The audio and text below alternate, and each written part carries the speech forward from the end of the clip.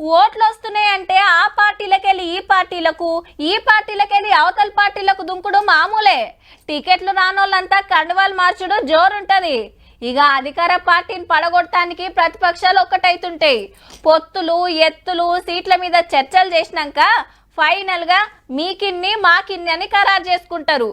ఏ పార్టీతోని ఎవరు కలుస్తారు అనేది ఓట్లు దగ్గరకు వచ్చేదాకా ఎవ్వలం చెప్పలేం. అయితే కమలం పార్టీల గులాబీ కన్ఫ్యూజన్ నడుస్తుంది.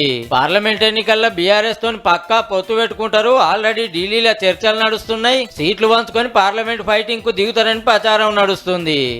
అంత ఉత్తదే అని పార్టీ పాత అధ్యక్షుడు చెప్పినా గా పుకార్లు అయితే ఆగలే. ఇక సీదా కమలం అధ్యక్షుల వారే పొత్తు ముచ్చట ఖండాలుగా ఖండించిండు. ఈ రోజు కూడా టీఆర్ఎస్ తో కలవలే. ఎవడైనా అంటే లాచి చంపగా కొట్టాల్సిందే కొడతాను, కుడి ఎడమ 2 దిక్కులో కొట్టాల్సిందే కూడా కొడతాను. ఎవడైనా అంటే 17 సీట్లు మేము పోటీ చేస్తున్నాం. వాళ్ళు ఎన్ని రకాల కాళ్ళ బేరానికి వచ్చినా పొత్తు ప్రసక్తే లేదు తెలంగాణలో. అంతా పడనోళ్ళు చేస్తున్న ప్రచారం అట. పొత్తు పుకార్ల మీద కమలం పార్టీ వాళ్ళు ఖండిస్తున్నారు కానీ కారోళ్ళు అయితే సప్పుడు చేస్తలేరు. ఈ ముచ్చటిట్లుంటే రేపటికెళ్లి బీజేపీ విజయ సంకల్ప యాత్ర చాలుగా పోతుంది. చార్మినార్ భాగ్యలక్ష్మి అమ్మవారి గుడికాడ ప్రచార రథాలకు పూజలు చేసి చాలు చేసిండు కిషన్ రెడ్డి సారు.